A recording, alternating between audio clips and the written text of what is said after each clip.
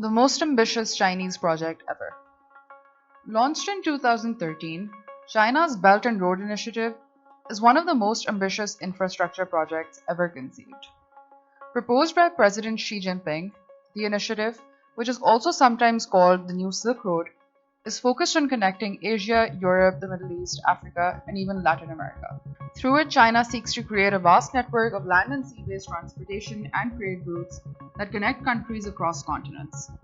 It also plans to build 50 special economic zones, modeled after the Shenzhen Special Economic Zone, which China launched in the 1980s. These routes are meant to be used for trade, economic development, and cultural exchange, but will naturally also significantly expand China's economic and political influence. The project is the clearest expression so far of Mr. Xi's determination to break with Deng Xiaoping's dictum to hide our capabilities and bide our time. Never try to take the lead.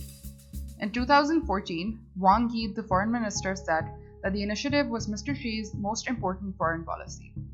Its ultimate aim is to make Eurasia, dominated by China, an economic and trading area to rival the transatlantic one, dominated by America. Needless to say, like many other Chinese moves and projects, the Belt and Road Initiative has also been controversial. Many have seen it as an unsettling Chinese attempt to further expand China's rising power, while others think that it might be a covert way for China to expand its military operations. Regardless of these concerns, 140 countries have signed on, and hundreds of infrastructure projects related to the initiative have been undertaken around the world. This brings us to the following questions. What does China really hope to achieve with its Belt and Road Initiative? What successes has it seen thus far? And what obstacles does it face? Here's what you need to know. What does China hope to achieve? China believes that its Belt and Road Initiative, which will help countries build necessary infrastructure such as roads, railways, ports, and telecommunications networks, will improve the access of participating countries to global markets and allow them to partake more actively in global trade. This in turn will boost economic growth, open up new markets for Chinese goods, and new import destinations for necessary goods for China itself. China is particularly keen on having new markets for Chinese industries, such as those that manufacture steel and cement that have a lot of excess capacity. It is also keen to have unperturbed access to the resources that it needs to import, including energy, minerals, and some foodstuffs. Energy is of particular interest, for which China aims to secure long-term supplies from Central Asia and the Middle East via routes that the US military cannot disrupt.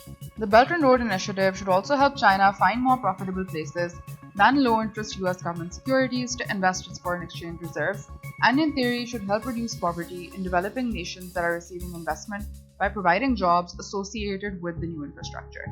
China hopes that the initiative will also help stabilize relationships between Asian countries.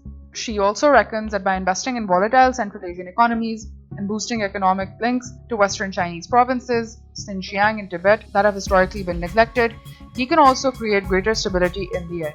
And while he doesn't explicitly state it, he also hopes that the initiative will expand China's global influence. Lastly, Xi also determined to restructure the Chinese economy to avoid what is known as the middle income trap, where wages rise and the quality of life improves as low-skilled manufacturing increases, but the country in question struggles to make the shift to creating higher-value goods and services.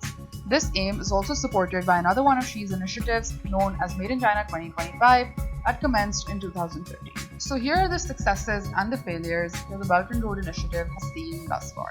Since it was launched by President Xi Jinping in 2013, the Belt and Road Initiative has seemingly made tremendous progress towards achieving its goals. As of 2021, China had signed MOUs with 140 countries and 32 international organizations.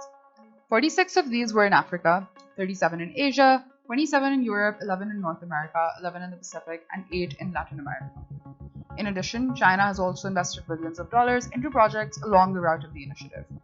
Where in 2012, China's outbound FDI was USD 82 billion, in 2022 it was 154 billion, which effectively made China the world's biggest overseas investor. Morgan Stanley has predicted China's overall expenses related to this initiative could reach $1.2 to $1.3 trillion by 2027. The projects that China has invested in include oil refineries in Pakistan, hydroelectric dams in Ethiopia, railway systems in Kenya and Indonesia, port developments in Greece and Thailand, alongside many other across multiple industries.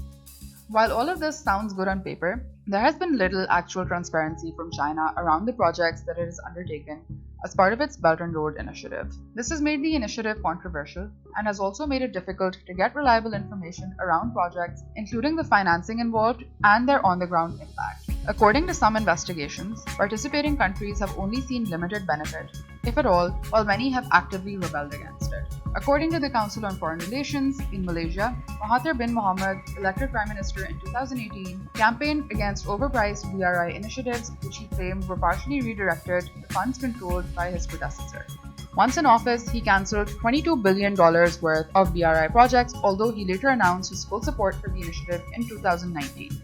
In Kazakhstan, the mass protests against the construction of Chinese factories swept the country in 2019, driven by concerns about costs as well as anger over the Chinese government's treatment of Uyghurs in Xinjiang province. According to a mini-documentary created by German news outlet DW, there has been little change in the way of trade and numbers, and not all promises have been kept by the Chinese around job creation in its target regions.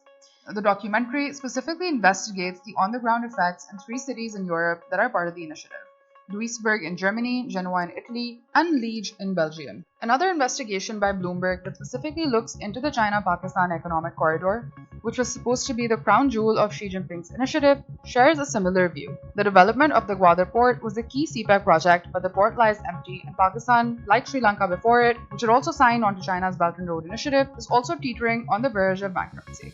Criticisms have also been raised regarding the environmental destruction caused by some of these projects, and concern around debt traps due to high levels of financing provided by Chinese banks abound. Case in point, China holds 12% of Africa's $696 billion external debt, and much of the continent is headed towards debt distress. Still, it's hard to find concrete evidence of debt trap diplomacy, but concerns around debt sustainability are not unfounded.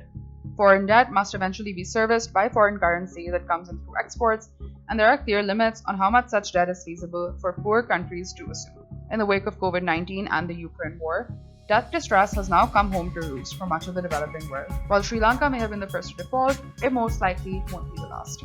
Despite its shortcomings though, Chinese financing remains attractive for developing countries for projects related to transport and power.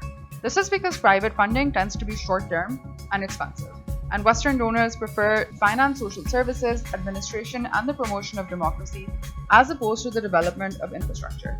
But the outlook for China's Belt and Road Initiative isn't all bad either. According to a study by the World Bank in 2019 that examined transport projects undertaken as part of the initiative, the countries receiving the investment potentially had a lot to gain, especially if improved infrastructure were to reduce transport costs.